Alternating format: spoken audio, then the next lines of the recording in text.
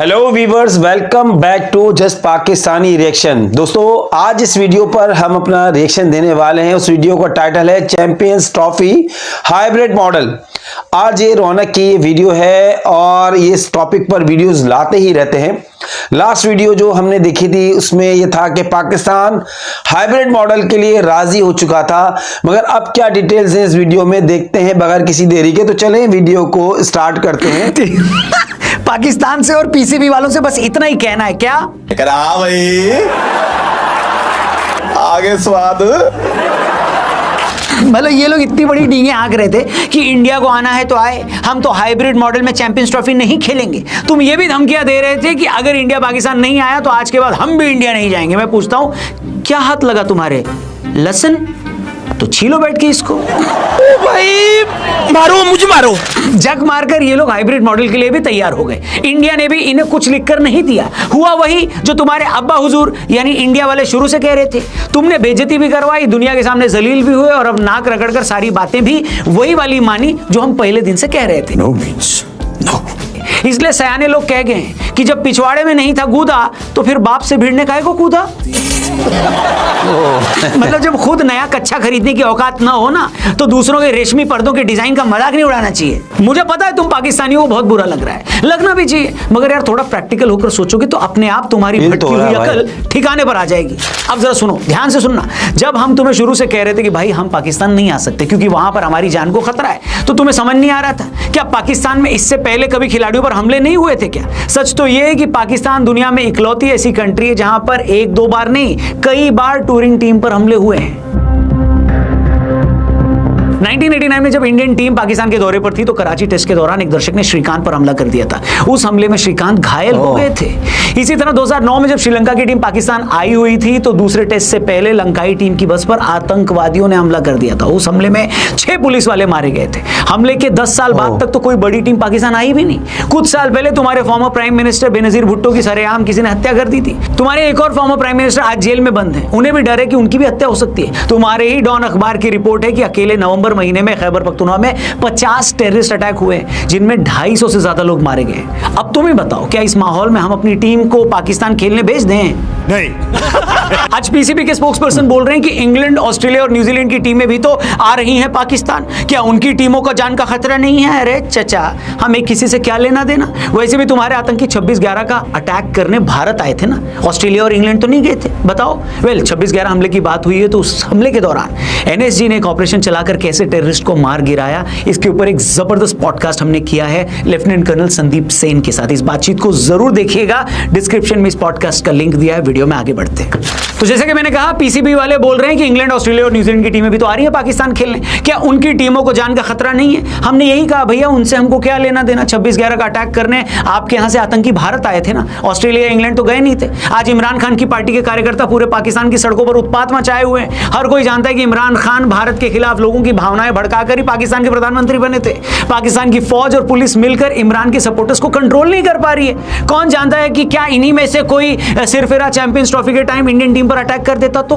मैं कह रहा हूं, तुम एक सेकंड के लिए सोच कर देखो, अगर इंडियन टीम पाकिस्तान आ जाती है और किसी एक इंडियन खिलाड़ी को खरोच भी आ जाती तो उसके बाद क्या हश्र होता पाकिस्तान का? चैंपियंस ट्रॉफी छोड़ो, जिंदगी भर कोई टीम तुम्हारे यहां खेलने नहीं आती। सारी दुनिया में तुम्हारी थू-थू होती। हो सकता है उस हमले के बाद आईसीसी ही पाकिस्तान की टीम को बैन कर देता। अब तुम ही बताओ, तुम्हें इन दोनों में से क्या चुनना था? क्या तुम ये चाहते हो कि हम तुम्हारी फर्जी ईगो के लिए, जिसकी बाजार में 2 कौड़ी की भी इज्जत नहीं है, उसके चक्कर में हमारे हजारों करोड़ के जो प्लेयर्स हैं उनको पाकिस्तान भेजकर उनकी जान खतरे में डाल दें क्या? या तुम्हारे लिए ये बेटर है कि इंडियन टीम चुपचाप न्यूट्रल वेन्यू पर तुम्हारे साथ खेले और तुम इसे अपनी किस्मत मानकर एक्सेप्ट कर लो और ये सोचकर खुश हो जाओ कि चलो भैया चैंपियंस ट्रॉफी तो पाकिस्तान में ही हो रही है। मुझे पता है तुम इस बात पर ज्यादा फड़फड़ा रहे हो कि हम भी तो वर्ल्ड कप खेलने इंडिया आए थे, तो इंडिया वाले क्यों चैंपियंस ट्रॉफी खेलने पाकिस्तान नहीं आते? भाई तुम इसलिए आए थे क्योंकि इंडिया में हर दूसरे दिन पाकिस्तान की तरह आतंकी हमले नहीं होते फिरते। तुम्हारी सरकार को सेफ लगा, तुम्हारे बोर्ड को सेफ लगा, तभी तुम लोग आए। हमारी सरकार को नहीं लग रहा तो हम नहीं आ रहे, सिंपल। तुम ये काहे को नहीं समझते कि अगर कोई चुन्नीलाल अंबानी जी के बुलाने पर उनके घर चला जाए तो ये चुन्नीलाल की किस्मत है ना कि अंबानी जी ने उसे बुलाया। लेकिन अगर चुन्नीलाल ये बोलने लगे कि हाँ, अंबानी जी आपके बुलाने पर मैं आपके यहां आया तो आपको भी आना पड़ेगा, तो ये तो भैया चुन्नीलाल की बेवकूफी हुई ना? नहीं, बताने की जरूरत नहीं कि बीसीसीआई और पीसीबी के केस में पाकिस्तानी चुन्नीलाल है और बीसीसीआई अंबानी जी। भाई हमारे खिलाड़ियों के स्टेक्स बहुत हाई हैं, उनके ऊपर बहुत कुछ दांव पर लगा है। जितनी पीसीबी की टोटल वर्थ नहीं है ना, उससे ज्यादा महंगी तो आईपीएल की एक फ्रेंचाइजी है। पीसीबी की टोटल नेटवर्थ $50 मिलियन नहीं है, उससे दुगनी कीमत तो भैया चेन्नई की है। अब मैंने चेन्नई क्यों बोला? फॉर रीजन पाकिस्तान आज आईएमएफ और वर्ल्ड बैंक जैसी संस्थाओं से $1-1 बिलियन की भीख मांग रहा है, और यहां हमारा आईपीएल ही अकेले $13 बिलियन का है। मतलब जितना पीएसएल का बजट नहीं है, उससे ज्यादा कीमत तो अकेले ऋषभ पंत की है। और तुम्हारी ये औकात कि तुम हमसे सवाल पूछ रहे हो हैं? अबे साले। मतलब बॉस, दुनिया ना पैसे से चलती है, गीदड़ भपकियों से नहीं चलती। नहीं समझे तो एक और एग्जांपल देकर समझाता हूं। ब्रिक्स देशों ने जब ये कहा कि हम आपसी ट्रेड में अमेरिकी डॉलर की बजाय कोई और करेंसी यूज करेंगे, तो डोनाल्ड ट्रंप ने इन देशों को सीधे ही धमकी दे दी। ट्रंप ने कहा कि ना बेटा ना, अगर ऐसा सोच भी लिया तो अमेरिका में धंधा करने घुसने नहीं दूंगा। अब ब्रिक्स देशों में तो भारत भी है, बुरा तो हमें भी लगना चाहिए था, लेकिन अमेरिका आज इतनी बड़ी ताकत है तो हम उससे क्यों भिड़े? बताओ, अमेरिका ने अगर भारतीय कंपनियों को बोल दिया कि बेटा तुम अमेरिका में धंधा नहीं करोगे या मैं तुम पर 100% टैरिफ लगा दूंगा, तो कहां जाएंगे हम? लाइफ में इंसान को प्रैक्टिकल भी होना पड़ता है ब्रो। गुड, जबरदस्त। दूसरी बात तुम ये भी समझ लो कि आज इंडिया की टीम अगर पाकिस्तान नहीं जाती तो इसकी सीधी सी वजह है 26/11 का अटैक। वरना 2008 के नवंबर महीने में हमला हुआ था, उससे पहले तो इंडियन टीम पाकिस्तान भी जाती थी। और सच तो ये कि 2008 के उस आईपीएल में पाकिस्तानी प्लेयर्स भी आईपीएल में खेल रहे थे।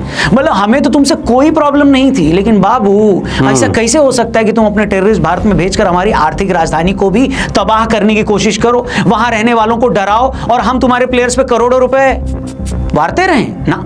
और बात सिर्फ हमले की भी नहीं थी, उस हमले के बाद भी तुमने 26/11 अटैक करने वालों पर पाकिस्तान में कोई एक्शन नहीं लिया। वो लोग आज भी पाकिस्तान में खुले सांड की तरह घूम रहे हैं। इसके बाद भी तुमने 2010 में पुणे की जर्मन बेकरी पर हमला करवाया, 2013 में हैदराबाद के दिलसुख नगर में ट्विन ब्लास्ट करवाए जिसमें 18 लोग मारे गए। फिर तुमने 2016 के पठानकोट एयरबेस पर हमला करवाया, फिर 2019 में पुलवामा अटैक। वो तो पुलवामा के बाद हमने पाकिस्तान में घुसकर सर्जिकल स्ट्राइक कर दी तो तुम लोग थोड़ा रुक गए, वरना तो तुम आज भी हर दूसरे दिन इंडिया में हमला कर रहे होते।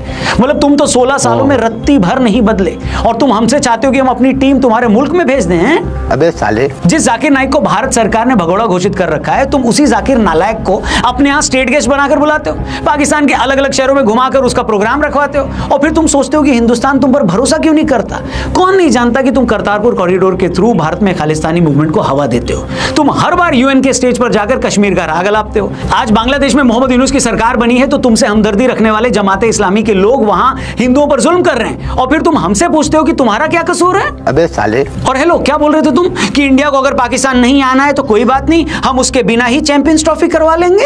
बोलने से पहले सोच तो लो कि क्या बोल रहे हो। चैंपियंस ट्रॉफी हो पाकिस्तान में रही है, मगर वो आईसीसी का टूर्नामेंट है। किसी टूर्नामेंट की भी 80% से ज्यादा कमाई बीसीसीआई से आती है। और आंकड़े देकर समझना तो समझा देता हूं, 2024 से 27 के हर आईसीसी सर्कल में आईसीसी को हर साल $600 मिलियन की कमाई होगी। इस कमाई में अकेले 40% यानी $240 मिलियन के करीब बीसीसीआई को मिलेगा। और जानते हो पाकिस्तान को कितना मिलेगा? सिर्फ 0.6% यानी $34.5 मिलियन ओनली। और ये भी समझ लो कि इस कमाई में से आईसीसी बीसीसीआई को शेयर नहीं देता, बीसीसीआई आईसीसी को ये पैसा कमा कर देता है, और पीसीबी जैसे टुच्चे बोर्ड उसकी खैरात पर पलते हैं। और तुम कहते हो कि इंडिया को नहीं आना तो मत आओ, हम ऐसे ही खेल लेंगे।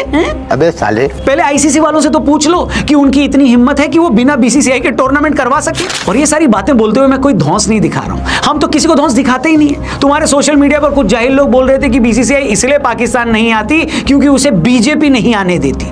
इंडियन टीम पाकिस्तान जाएगी तो ये उसके एंटी मुस्लिम स्टैंड को सूट नहीं करेगा। तुम लोग यार मतलब कितने जाहिल हो बे। अगर बात हिंदू मुस्लिम की होती तो क्यों इस बार अफगानिस्तान के 7 प्लेयर्स को फ्रेंचाइजीज खिला रही होती आईपीएल में?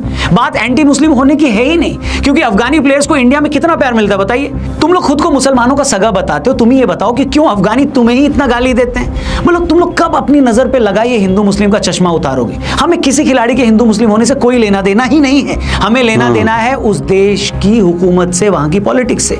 पाकिस्तान की तरह जब बांग्लादेश की हुकूमत ने एंटी इंडिया स्टांस लिया, वहां पर हिंदुओं पर जुल्म किए, तो इस बार एक भी बांग्लादेशी प्लेयर को किसी भी फ्रेंचाइजी ने नहीं खरीदा। इसमें किसका नुकसान हुआ? बांग्लादेश में तो ऐसा कोई तोप खिलाड़ी नहीं है जिसके न खेलने से आईपीएल की फ्रेंचाइजी अपनी छाती कूटने लगेंगी। लेकिन बांग्लादेश के प्लेयर्स को इंडिया में खेलकर जो करोड़ों रुपए मिल रहे थे वो नहीं मिलेंगे। बांग्लादेश की जनता जो आईपीएल जैसे बड़े टूर्नामेंट में अपने प्लेयर्स को चीयर करती थी, उसके हाथ से वो सुख निकल गया है। भाई तुम हमारे खिलाफ बदमाशी करोगे तो हम भी तो अपनी सॉफ्ट पावर का इस्तेमाल करेंगे कि नहीं करेंगे? अभी सॉफ्ट पावर का इस्तेमाल किया है, जरूरत पड़ी तो आगे भी जा सकते हैं। मगर ये ध्यान रखो कि क्रिकेट के मामले में हमसे बदतमीजी ना, बिल्कुल ना। तुम्हें तो उल्टा शुक्र मनाना चाहिए कि जैसा इंडियन क्रिकेट टीम 10 सालों से खेल रही है, हमने तुम्हारा बॉयकॉट कर रखा है, वरना तो तुम्हारी हर साल वो धुलाई होती कि तुम लोग याद रखते। फिर तो तुम्हारा एक आध प्लेयर ही इंडिया में बम ब्लास्ट करके उसकी जिम्मेदारी ले लेता, ताकि पाकिस्तान और इंडिया का क्रिकेट ही क्या हो जाए राहुल जी, खत्म। अपने फॉर्मर पीएम को तो तुम जेल में डाल देते हो, बेनजीर भुट्टो की हत्या करवा देते हो, नवाज शरीफ इतने साल से देश से बाहर रह रहे हैं, न तो तुमसे खैबर पख्तूनख्वा संभल रहा है, न ही नॉर्थ वेस्ट फ्रंटियर, और न ही पीओके संभाला जा रहा है, और तुम बात करते हो बराबरी की सलूक की। अबे साले, हम तुमसे बराबरी का व्यवहार करेंगे? अरे पहले तुम जाकर अपनी आवाम के साथ बराबरी का व्यवहार करो, अपने नेताओं के साथ बराबरी का सलूक करना सीख लो। जिस दिन तुम्हें ये सारी बात समझ में आ जाएगी, तुम ये भी जान जाओगे कि हिंदुस्तान को तुमसे प्रॉब्लम क्या है, तकलीफ क्या है। अब जाओ यहां से यार, इतना टाइम नहीं मेरे पास। जो 3 स्टेडियम तुमने अभी तक नहीं बनाए हैं ना, उस पर जाके प्लास्टर करो, वरना ऐसा ना हो कि पूरी की पूरी चैंपियंस ट्रॉफी ही पाकिस्तान से शिफ्ट हो जाए और तुम्हें ही इंडिया आना पड़ जाए। बाकी हेलो दोस्त।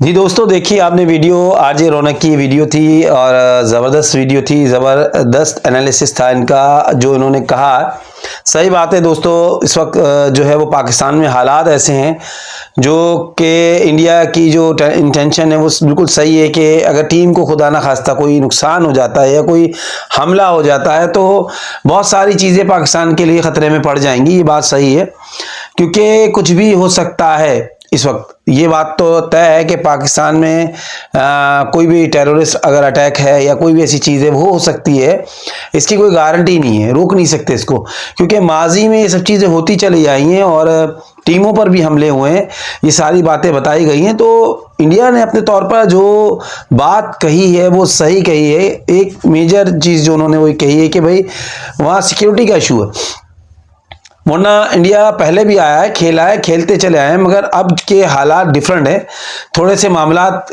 पाकिस्तान में गड़बड़ हैं, तो इसी वजह से इंडिया जो है वो हट रहा है पीछे, क्योंकि इंडिया के प्लेयर्स जो हैं वो इसके लिए बड़े अहम हैं, कि इम्पोर्टेंट हैं, उनकी कदर है। ज़ाहिर बात है वो खेलते हैं तो इंडिया की जो है वो इज़्ज़त होती है पूरी दुनिया के अंदर, तो वो अपनी टीम को जो है वो किसी किस्म का नुकसान पहुंचाना नहीं चाहता, वो अपनी टीम की केयर कर रहा है। तो दोस्तों मुझे तो ये बात अच्छी लगी इनकी जो इन्होंने कही है और मैं इसको सपोर्ट करूंगा। तो फिलहाल के लिए इतना ही। अगर आपको ये वीडियो पसंद आई है तो चैनल को ज़रूर सब्सक्राइब कीजिए और वीडियो को लाइक एंड शेयर कीजिए।